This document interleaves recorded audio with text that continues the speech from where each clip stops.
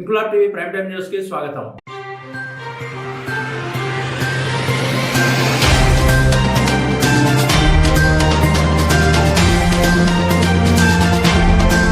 నిన్న నవంబర్ 5, 2025 జగద్గిరిగుట్ట బస్టాప్లో పట్టపగలు జరిగిన దారుణ హత్యలో పాల్గొన్న నిందితులను వేగంగా గుర్తించి అరెస్ట్ చేసిన సందర్భంగా బాలనగర్ డీసీపీ కార్యాలయంలో ఏర్పాటు చేసిన మీడియా సమావేశంలో డీసీపీ ఎన్ కోటిరెడ్డి మీడియాతో మాట్లాడుతూ జగద్గిరిగుట్ట నివాసులైన నిందితులు టి బాలశౌర్రెడ్డి, సయ్యద్ మహమూద్, రేవో ఆదిత్యలు ముందస్తు శత్రుత్వంతో పక్కా ప్రణాళికతో కుట్ర పన్ని బాలానగర్ ఐడిపిఎల్ నివాసి మృతుడు రోషన్ సింగ్ పై బహిరంగ ప్రదేశంలో దాడి చేసి అతని మరణానికి కారణమయ్యారని తెలిపారు. జగద్గిరిగుట్ట పోలీస్ స్టేషన్ లో రౌడీ షీట్ లో ఉన్న ప్రధాన నిందితుడు తనుగుండ్ల బాలశౌర్రెడ్డికి షరీఫ్ అనే వ్యక్తితో చాలా కాలంగా వైరం ఉందని, బాలానగర్ పోలీస్ స్టేషన్ లో రౌడీ షీట్ ఉన్న మృతుడు రోషన్ కుమార్ సింగ్ ఈ వైరంలో షరీఫ్ పక్కన నిలిచాడని, షరీఫ్ విషయాల్లో జోక్యం చేసుకుంటే జీవితాన్ని అంతం చేసుకుంటామని రోషన్ బాలశౌర్రెడ్డిని బెదిరించగా, బాలశౌర్రెడ్డి మనసులో తీవ్ర ద్వేషం పెంచుకొని రోషన్ కుమార్ సింగ్ ను చంపాలనే ఉద్దేశంతో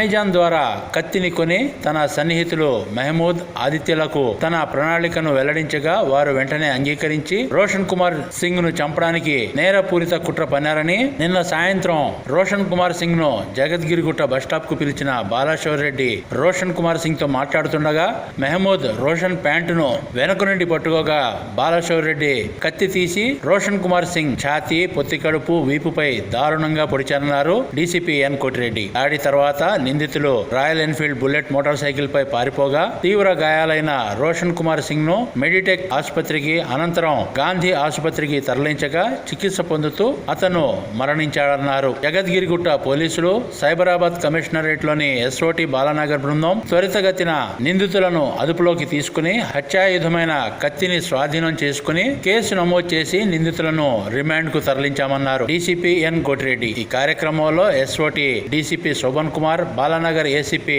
P Naresh Reddy, Jagadgirigutta police inspector B Venkatesham, SOT inspector Shivakumar, SOT Jagadgirigutta police సిబ్బంది పాల్గొన్నారు.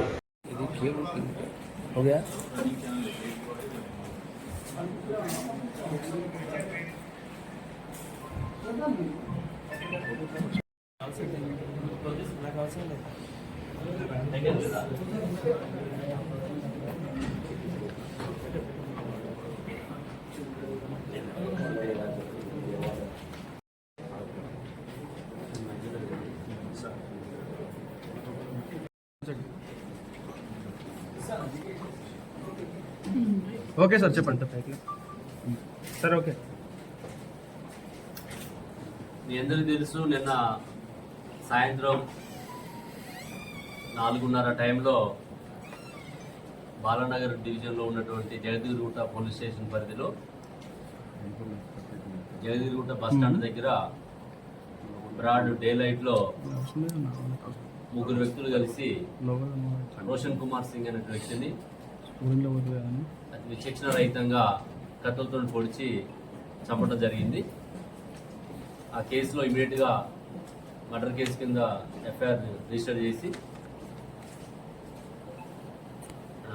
SOT DCP Shobhan Kumar, additional DCP Vishwaprasad, Balanagar ACP Naresh Reddy, Jagadgirigutta inspector Venkatesh, Balanagar SOT inspector Shiva, entire team అందరూ కూడా ఇమీడియట్గా టీమ్స్ ఫామ్ అయ్యి, మనకి ఎందుకంటే సీసీ ఫుటేజ్లో సోషల్ మీడియాలో వైరల్ అయింది కాబట్టి ఆ పర్సన్స్ ఎవరు అనేది మనకు అప్పుడే తెలిసిపోయింది. వాళ్ళు ముగ్గురు వ్యక్తుల పేర్లు మనకి బాలశౌర్రెడ్డి,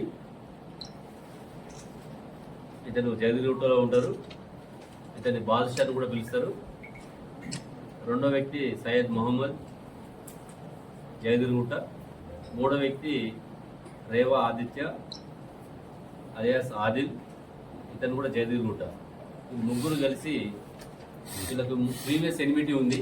చనిపోయినటువంటి రోషన్ కుమార్ సింగ్ కూడా ఇక్కడ రౌడీ షీటరు, ఇందులో ఉన్నటువంటి ప్రధాన ముద్దాయి బాలశౌర్రెడ్డి కూడా రౌడీ షీటరు.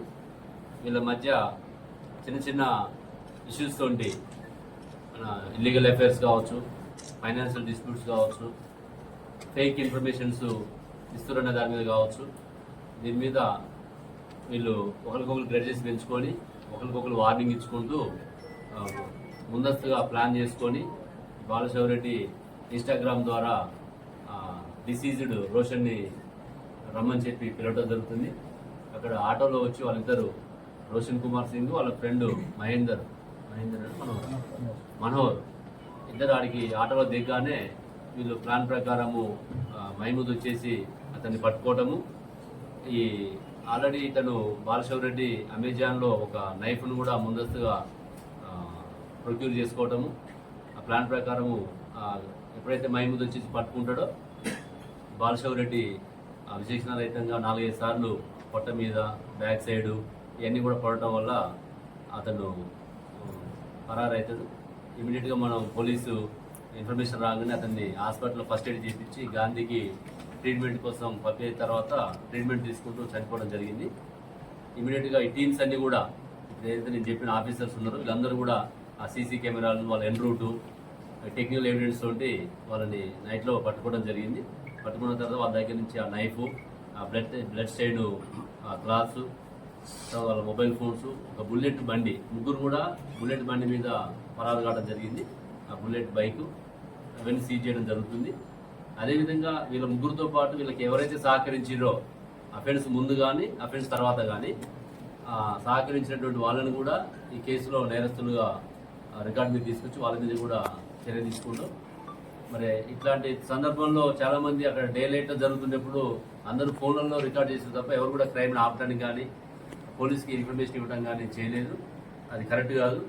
మీడియా ద్వారా ఏం అప్పీల్ చేస్తున్నాం అంటే ఇట్లాంటి క్రైమ్ జరుగుతున్నప్పుడు ఇమీడియట్గా మీరు డయల్ 100 కానీ నియరెస్ట్ పోలీస్ స్టేషన్ కానీ ఫోన్ చేసినట్లయితే ఆ క్రైమ్ని ఆపడానికి అక్కడ ఉన్నటువంటి 4 పోయి ఆపినా కూడా ఆ ప్రాణాలని మనం కాపాడే వాళ్ళం. కాబట్టి ఇట్లాంటి సందర్భాల్లో మనం సిచ్యువేషన్ని అర్థం చేసుకోవాలని చెప్పి కోరుతూ ఎవరైతే ఇట్లాంటి రౌడీ షీట్స్ లంపింగ్ గ్యాంగ్స్ ఉన్నాయో వాళ్ళందరి మీద కూడా పోలీస్ ఇంకా కూడా వాళ్ళ మీద గట్టి ఈ టీమ్స్లో ఎవరైతే ఉన్నారో వీళ్ళందరూ కూడా బౌండ్ ఓవర్ చేయటము, వీళ్ళకి శిక్షలు పడే విధంగా చూస్తామని చెప్పేసి తెలియజేస్తుంది. లావాదేవీలు అంటే పెద్ద పెద్ద లావాదేవీలు కాదు. వీళ్ళంతా ఆల్మోస్ట్ 21, 22, 23 ఇయర్స్ ఉన్నటువంటి వాళ్ళే. చిన్న చిన్న ఇష్యూస్లలో ఇల్లీగల్ అఫైర్స్ కావచ్చు, కొన్ని గతంలో జరిగినటువంటి కేసులలో వాళ్ళకి బెయిల్ గురించి కావచ్చు, జైలుకు పోయించిన సందర్భంలో కావచ్చు, ఇట్లాంటి అది మెయిన్గా ఏంటంటే ఈ వీళ్ళ మీద కేసులు అయినప్పుడు వాడి సమాచారం ఇచ్చినట్టు వీళ్ళు సమాచారం ఇచ్చిన వాళ్ళ ఒక అపోహలు పడి ఆవేశాలకు పోయి దీన్ని రివెంజ్ తీసుకోవడం జరిగింది. ఇలా కొంతమంది ఫ్రెండ్సే ఒకళ్ళు ఆటో నడుపుతారు, ఒకళ్ళు ట్యాక్సీ నడుపుతారు, ఒకళ్ళు నార్మల్గా ఇంట్లో వాళ్ళ పేరెంట్స్ మీద డిపెండ్ అయి ఉన్న వాళ్ళు ఉన్నారు. అంటే అదే మనకు నిర్ధారణ రాలేదు, అదేం లేదు సార్. ఈ ముగ్గురు కూడా కేబిహెచ్బిలో వ్యభిచారం చేయించే వాళ్ళు కొత్తగా రిక్రూట్ చేసుకున్న ఎవరు నెల్లూరు మహిళా విషయంలోనే గొడవ వచ్చింది. బాలశౌరెడ్డి చెప్పాను అంటే ఇల్లీగల్ అఫైర్స్ అనేది అదే సబ్జెక్టు. ఒక లేడీ తోటి వీళ్ళకి పరిచయం ఉన్నప్పుడు వాళ్ళు అవతల వాళ్ళు కామెంట్ చేయడం, అవతల వాళ్ళు ఇంకో లేడీ ఉన్నప్పుడు వీళ్ళు కామెంట్ చేసుకోవడం, ఇట్లాంటివి కూడా గతంలో ఘర్షణ జరిగింది.